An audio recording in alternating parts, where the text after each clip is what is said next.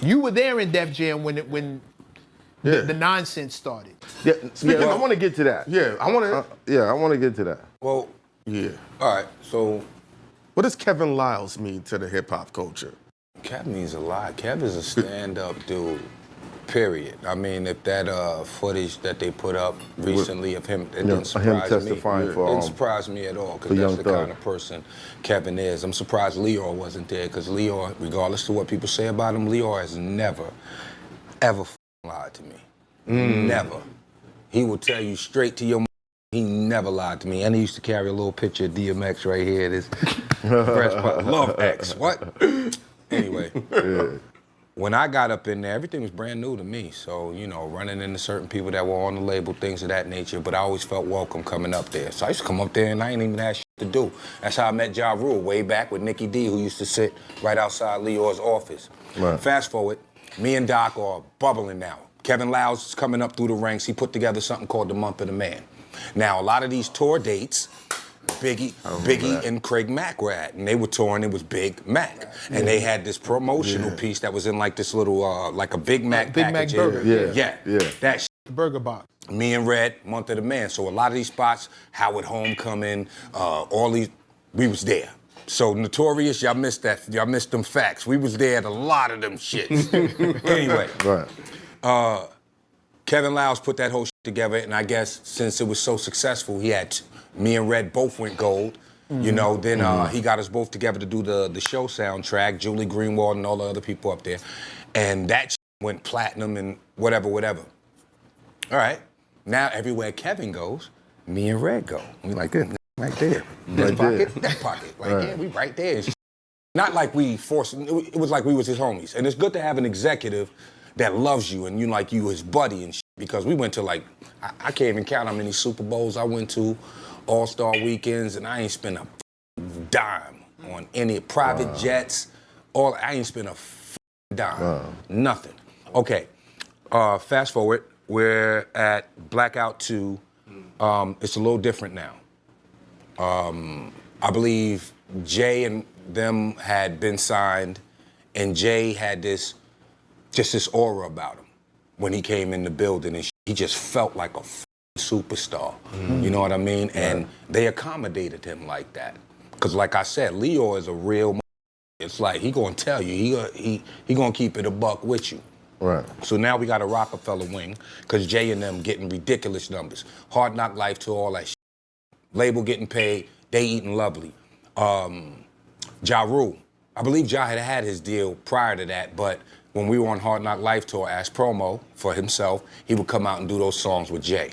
What was it? Can I Get Her? Can I Get Her? There you go. Shirt off every night. Ja was out there stunting. Like,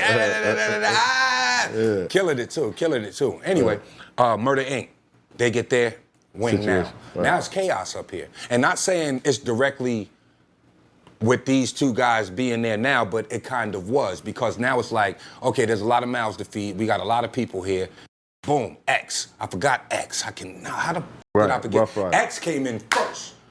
When X came in, I think everybody got a house.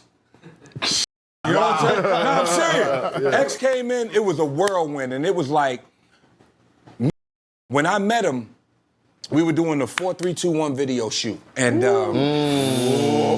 we didn't know who he was because we hadn't heard the remix. We hadn't even heard the new beat that Eric put on it. Eric Sherman's good for that shit. You rhyme the one beat, next time you hear a whole different beat. He did that shit with Al Higher also. Right. So we show up to the joint, and this guy, we in like this little spot, because L don't with the weed, none of that shit. You gotta go in a designated area and smoke your shit.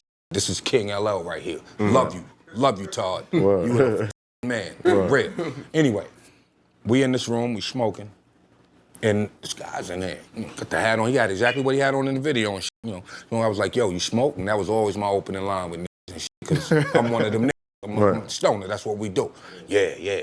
And I believe he rolled his own shit. And we always smoking, just chopping it up and shit. And I remember this because every time after that, like, when X blew the up.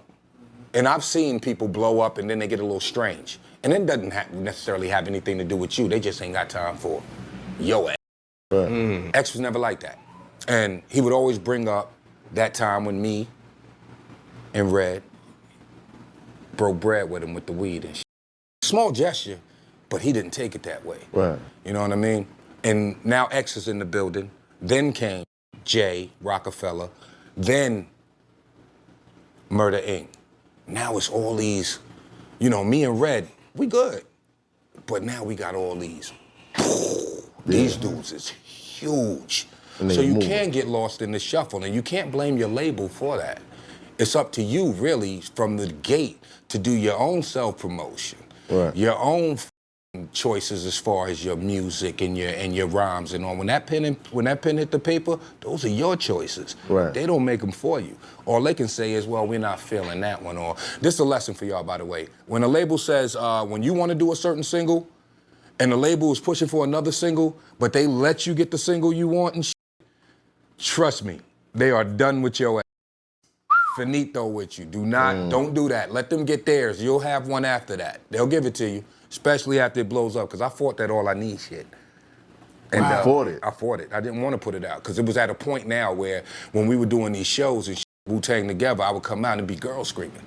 Now for me, it's like, I'm grimy. Same clothes, 3 days in a row. I ain't trying to, you know, I don't want to go to sex symbol. I'm saying, who want to go to sex symbol route at this point? Because it's all about, you didn't understand what was going on? I did understand. So no, you didn't. What? And I'm telling you. You know how many chicks' cribs I went to back in the days as a teenager? Who did they have on the wall? And what's my big guy right now? Oh, thank you. You gotta look like Method Man. Yes, I'm in there. I appreciate it. Oh, even to this day. When you go on Power, the whole time, every Sunday, you flood the timeline. I used to walk in the girls' cribs and be like, oh, damn, all y'all got that picture of Method Man? That shit was crazy. The same one. Dope, because when I was young, I used to have the same one. With the hat. The same picture. Oh, wow. Or the braids out. Yeah. I'm and saying, the other when side done. I did the same shit, though, when I was young. I had pictures of New Edition on my wall, who I love, by the way. I had pictures of Lisa. And a cult jam. Right? I had a picture of Ola Ray from the Thriller video. Right. Love her. Oh, my But God. you became, for the women, You ended up on I get that. that. But at that point in time, it was like, this is how I viewed it. All the guys that did the sex symbol shit lost their audience, which was the dudes co-signing and shit like that. Because dudes, you know, they playing the music. Chicks be like, I don't want to hear all that crazy, that shit.